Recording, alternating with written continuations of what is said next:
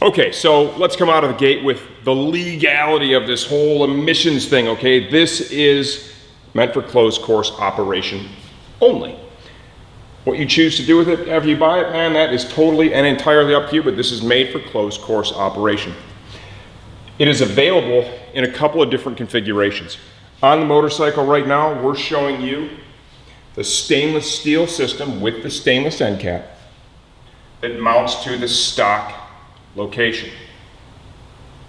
It does not come with a noise dampening insert. There is one available, sold separately. I would say get the system, get it on your bike, evaluate where you're at with it, and make your decision. We do sell some of the inserts for the Megaphone systems, but we're not selling one insert for every system we sell. Most people honestly do not buy it. This is also available in the same configuration with a carbon end cap, if you want to dress it up a little bit. Also, if you're going to race the bike and you want to get rid of the passenger pegs, there is a variant that has this bracket included that removes that, so your system will mount to this. About 45, 50 bucks more with the bracket. That is also available if you want the stainless end cap or the carbon end cap. Let's talk about weight right now, okay? Stock system, about 13.15 pounds. Are you ready for this? This system, 5.75 pounds for the entire system. The price, this is the most affordable full system. They also, Hindle has the most affordable slip-on system with the Megaphone Evo for the Ninja 400 right now. They look good, you've already heard it, it sounds good, okay? Nice looking system, good, solid quality.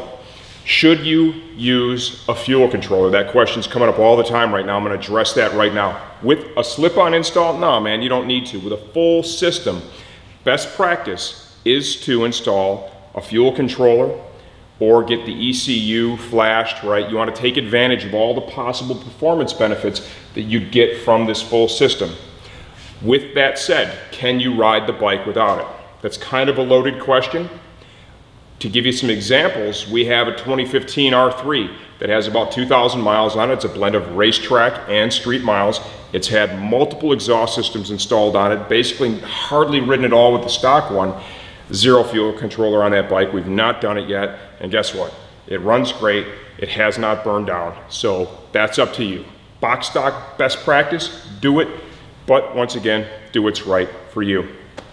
Okay, when you're installing this, you are replacing the entire exhaust all the way from the cylinder head back.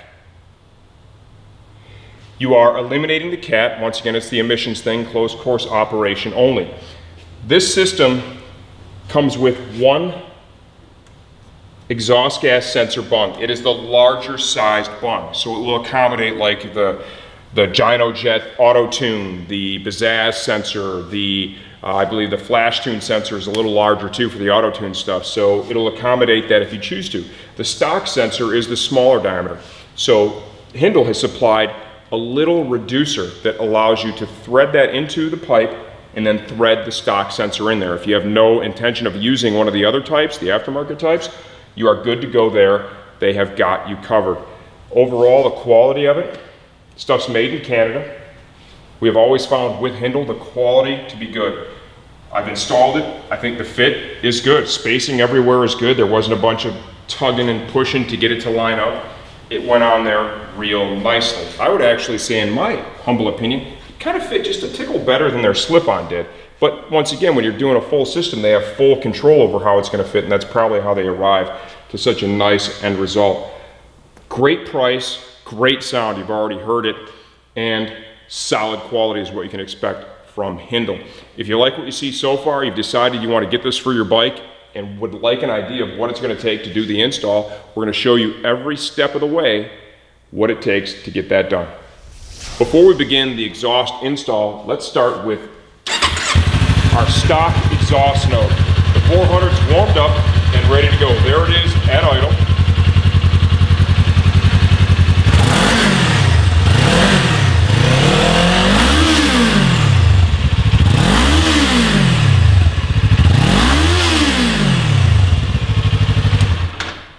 So as you would expect, that is pretty tame. We're going to start by removing the stock canister. You've got your heat shield here. There is a worm style hose clamp up at the front. You've got a fastener right here. It's 4 mil. From there, pull forward. You can see there's a groove here that interacts with the tongue on the top of the stock canister to hold it in place. Canister mount, 10 mil. Keep all your stock hardware, even the stuff that you may not need to reuse to install the M4 system, keep it. OEM hardware is always nice quality stuff. It's great to have spares. We've got a 12 right here.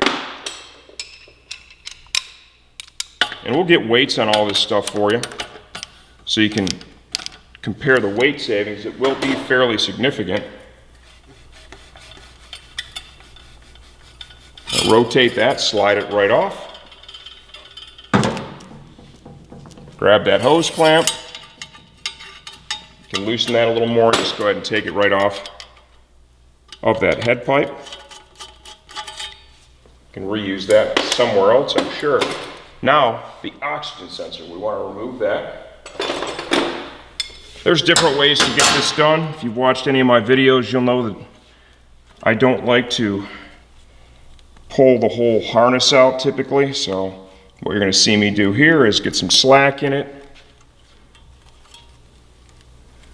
And that's going to allow me to essentially rotate it like so.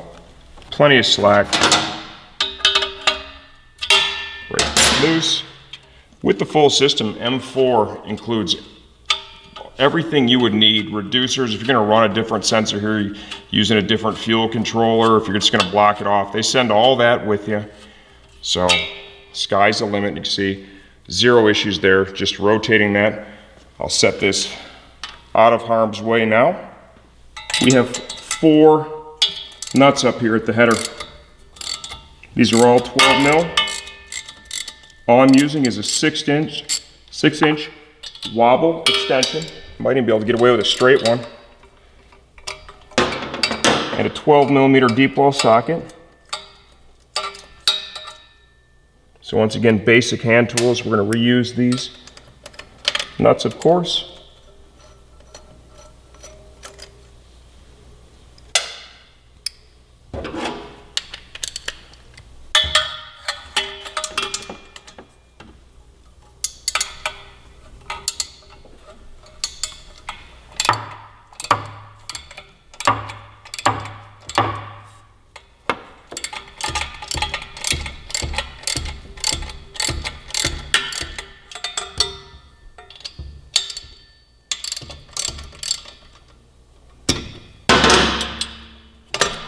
I'm going to support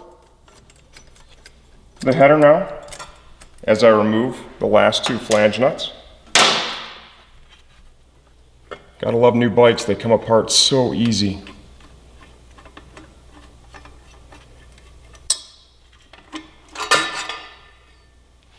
Slide that down. There is your stock head pipe.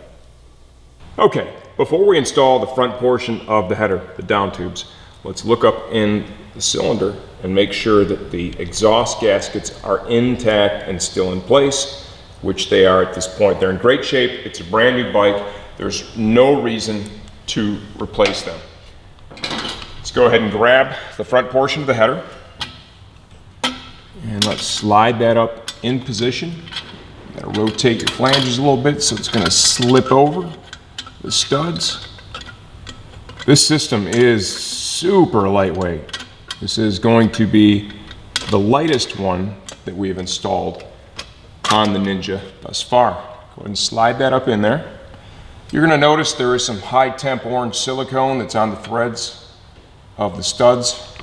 What I like to do after I install a full system is put just a little dab of that high temp silicone on the exposed threads that are on the other side of the nut.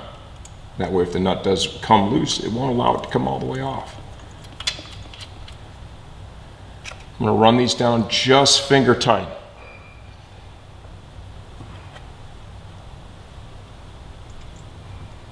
It's really important too when you do this, before you put any torque to the flanges, that you get even spacing on each nut. Okay, if you have one that's run down significantly further than the other,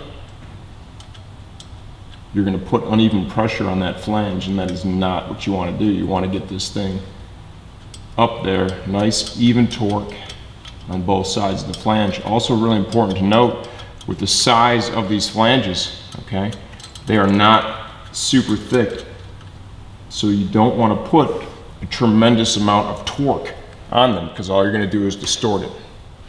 From here, go ahead and just grab the socket and the extension. Just continue running these down by hand. Once again, really focusing on keeping each side even. So I'll do that for both flanges. Then we'll go ahead and get the ratchet out, and I'll put some torque to them. Okay, now that they're all down, finger tight, let's go ahead and start to torque. You're going to notice I'm going to alternate from fastener to fastener on each flange, trying to turn them an equal distance.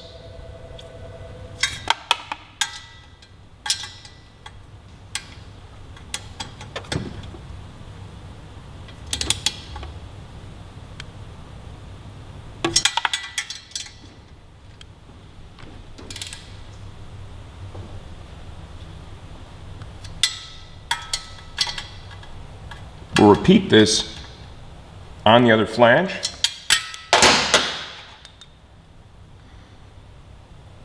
And this one has a bunch of silicone up on the nut from the last install, but you know, that is a good equal amount of threads protruding from the other side of the nut. I'll do that on the other side, and when I come back, we're going to put the springs from the flange to the downpipe.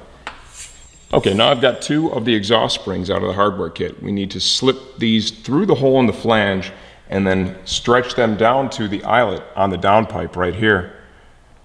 The angle is really difficult here, okay? I don't know how much this Steve is going to be able to get, but once you're working on the system yourself, it's going to be really clear what you need to do. So you feed it through the hole in the flange. Hindle does supply you with a nice spring tool that they weld up. So we're going to go ahead and stretch that down like so. Wiggle it around, get it to come up all the way. Grab the other spring, and we'll come over to the other side.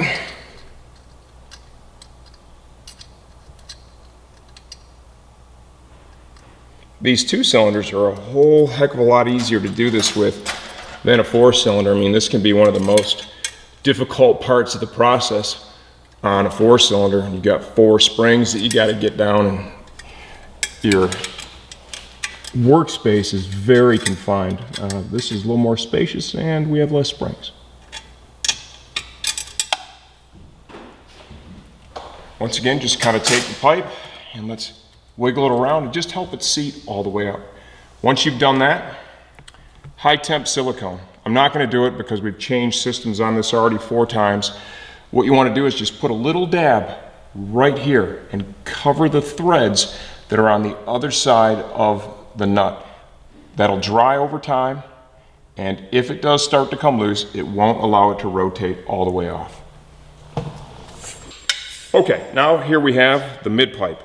It comes with a bung plug already installed. We're going to be reusing our stock exhaust sensor They do supply a reducer that we will install in the pipe here. This allows you to use the stock sensor, or if you're going to use something, say like a DynoJet, Auto-Tune, Bazaz, FTECU, a larger sensor, you can do that. First thing we need to do now is just get this thing out of here, and it does come torqued. So we'll get that one out, and we'll thread the other one in. I'm going to save that. I'm going to put just a tiny little bit high temp anti-seize on the threads. Tiny little bit.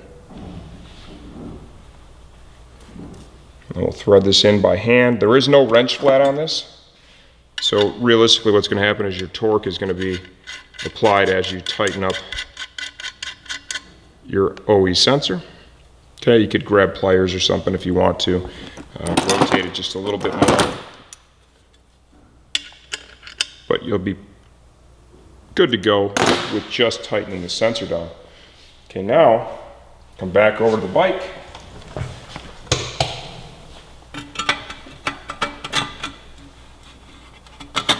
And we'll slip this over.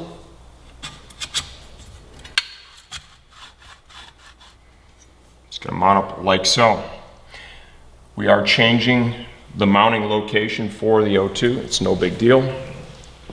So it's going to fit there quite nicely. Let's grab another exhaust spring now.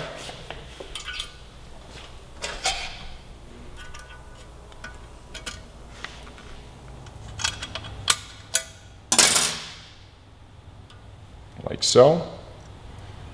Kind of mock this up. That's going to go real well right there. You've seen in the other videos I do installing exhaust, I don't typically unplug the sensor. I'm just going to rotate it in the opposite direction before I tighten it. So then as I thread it down, it should just unwind itself.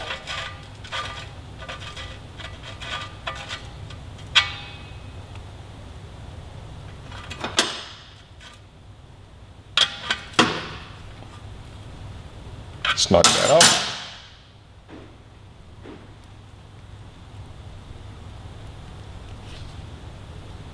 Okay, now that is going to be located there. So we continue to build the system. Come back to the can.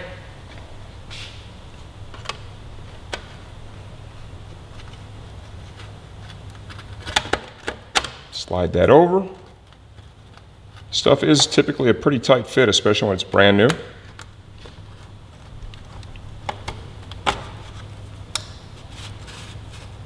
Slide that on all the way.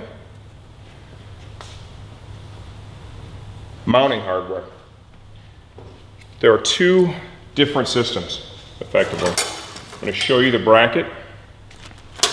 This is the race mount bracket that would replace that passenger peg. Okay, there's a system that is going to come with that bracket, or the street mount system that is going to come with the hardware that will allow you to install your Hindle slip-on, your Hindle full system on the Ninja with the stock passenger peg. Okay.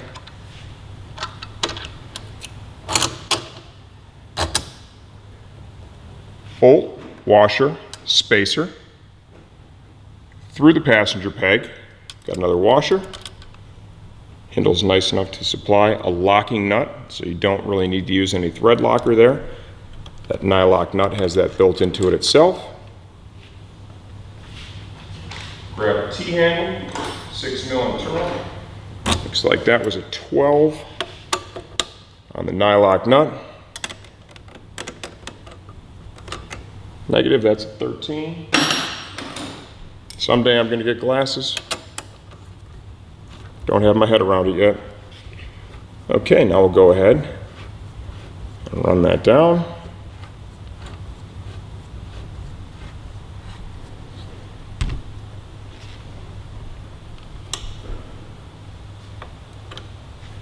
Like so. Let's go ahead and double check everything, of course. We need to put a spring back here on the mid pipe.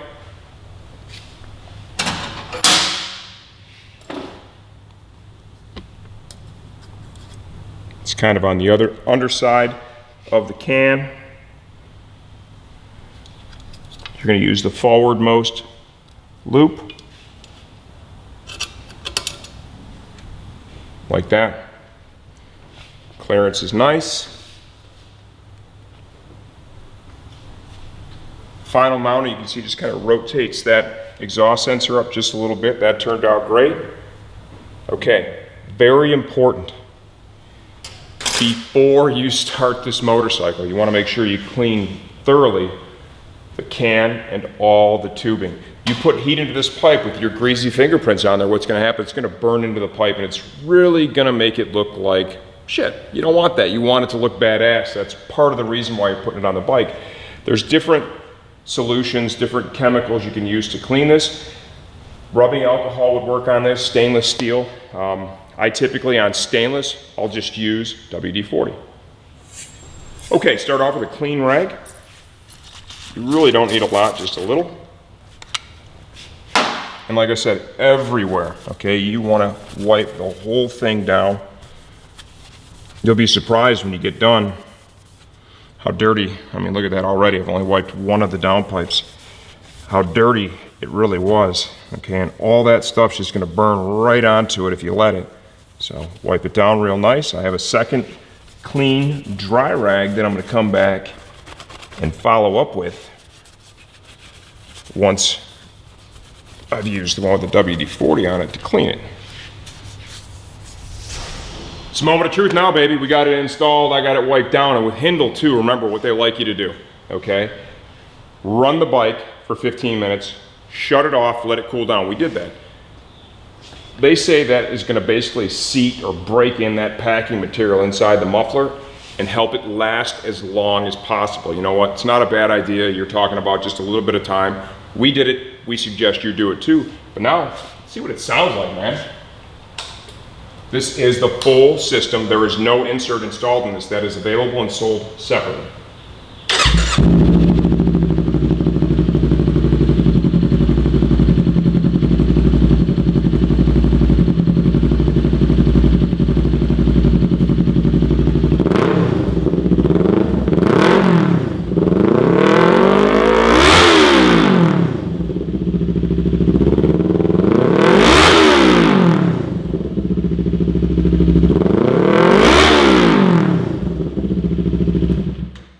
Sounds pretty badass, and I'm 99% sure I saw Steve flinch over my left shoulder when I revved it hard the first time. These Megaphone Evo systems are definitely known for having a pretty aggressive exhaust note, okay? I think that sounds badass. This system is designed for closed course operation only. It's important to understand that. So if you're on the racetrack, you don't have to worry as much about the noise levels, okay? Sounds great. Very lightweight at 5.75 pounds as compared to 13.15 with the stock. You're losing a ton of weight, and the price on this is unbelievable. Remember, like I said earlier, system's available two ways. One, where it mounts to the stock location, okay? Two, it's gonna include a bracket that bolts right here, replaces the passenger peg, gives it more of a racy look. Two different part numbers, a little more expensive with the bracket. I think you're throwing on about a $45, $50 bill, something like that. But if you're gonna use it at the racetrack, it's nice if you can get rid of that passenger peg for sure. I'm Brian Van. This is the Hindle Megaphone Evo full exhaust install on our 2018 STG Kawasaki Ninja 400 project bike.